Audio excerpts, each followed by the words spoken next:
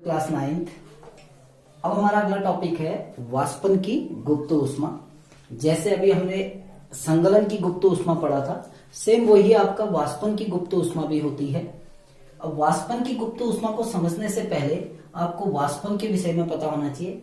वाष्पन क्या होता है? द्रव का वाष्प में परिवर्तित होना। किसी भी द्रव का वाष्प में परिवर्तित होना कहलाता है वाष्पन। अब हमने बात की थी, अर्थात वाष्पन की गुप्त ऊष्मा क्या हो गई कि किसी द्रव को वाष्प में परिवर्तित करने के लिए दी जाने वाली ऊष्मा की मात्रा। अर्थात किसी द्रव को यदि वाष्प में बदलना है तो हमें एक निश्चित मात्रा में ऊष्मा देनी होती है और उस ऊष्मा को कहा जाता है वाष्पन की गुप्त ऊष्मा। इसको समझने के लिए एक डायग्राम फिर से लेके आया हूं।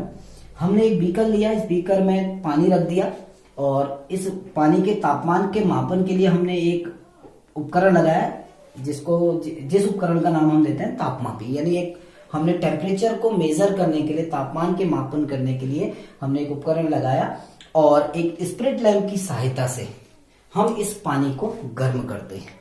अब आप गौर करना कि जब हम पानी को गर्म करते हैं तो इस जो ये तापमापी है इसका तापमान धीरे धीरे बढ़ता है, अर्थात 20, 30, 40, 50, 60 बढ़ता जाता है और एक स्थिति पर जाने पर यह हो जाता है 100 डिग्री सेल्सियस ताप पर। 100 डिग्री सेल्सियस यानी जल का क्वथनांक, पानी का क्वथनांक कितना होता है? 100 डिग्री सेल्सियस। तो जैसे ही आप गौर करना 100 डिग्री सेल्सियस तापमान पहुंचता है, आप इसको कितना ही गर्म कर लो इस पानी को, तापमान 100 डिग्री सेल्सियस से ऊपर नहीं बढ़ता है। क्यों? क्योंकि जब हम इसको गर्म करते हैं, यानी 100 डिग्री सेल्सियस पहुंचने के बाद हम इस पानी को गर्म करते हैं तो पानी वाष्प में बदलने लगता है, अर्थात भाप में परिवर्तित होने लगता है। और पानी को भाप में परिवर्तित होने के लिए ऊष्मा की आवश्यकता होती है और जो ऊष्मा हम दे रहे हैं यहां से, वो इस पानी द्वारा वाष्प में बदलने के लिए उपयोग कर ली जाती है, जिसके कारण इस तापमापी के पाठ्यांक में कोई भी परिवर्तन नहीं आता है। 100 डिग्री सेल्सियस मेंटेन रहता है, यानी 100 से 110 नहीं होगा। क्यों नहीं होगा? क्योंकि चलो 20 से 30 हुआ, 40, 50, 60, 70, 80, 90, 100। जैसे ही 100 डिग्री सेल्सियस पहुंच गया, अर्थात जल अपने क्वथनांक पर पहुंच गया। पानी का क्वथनांक कितना होता है? 100 डिग्री सेल्सियस। अब आप इस पानी को कितना ही गर्म कर लो, ये तापमान ऊपर नहीं बढ़ेगा। क्यों?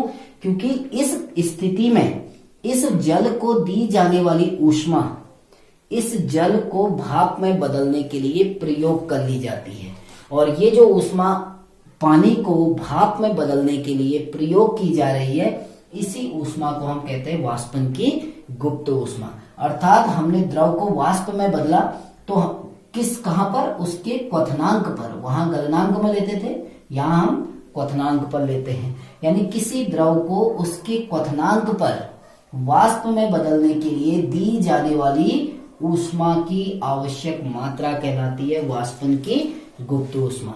हम जब परिभाषा लेते हैं तो हम कहते हैं 1 किलोग्राम द्रव को, कोई भी द्रव हो सकता है, 1 किलोग्राम द्रव को उसके क्वथनांक पर, उस द्रव का क्वथनांक जितना भी होगा, यहाँ पर हमने पानी का उदाहरण लिया तो पानी का क्वथनांक 100 डिग्री सेल्सियस है, तो भिन्न भिन्न द्रवों के क्वथनांक अलग अलग होते हैं, परसों हमने बात की है।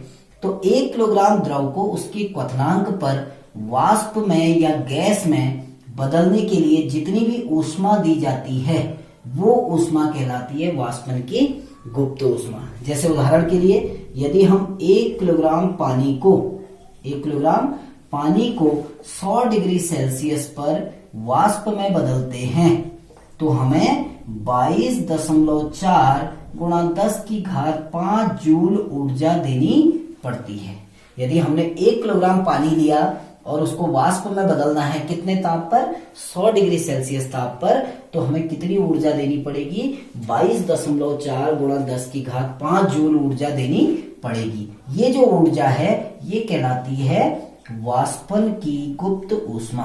ये कहलाती है वाष्पन की गुप्त ऊष्मा, जो जल का तापमान नहीं बढ़ाती है लेकिन उसकी अवस्था को परिवर्तित कर देती है। इसीलिए अगर कोई पूछे कि पानी के वाष्पन की गुप्त ऊष्मा कितनी होती है तो वो होती है 22.4 गुणा 10 की घात 5 जूल प्रति किलोग्राम। 22 4 गुणा 10 की घात 5 जूल प्रति किलोग्राम। अब सवाल ये उठा कि हम इसको गर्म तो कर रहे हैं, गर्म किया लेकिन इसका तापमान नहीं बढ़ा, तो वो जो ऊष्मा इसने ग्रहण की वो ऊष्मा कहाँ गई? तो आंसर वही है कि वो ऊष्मा कहाँ गई?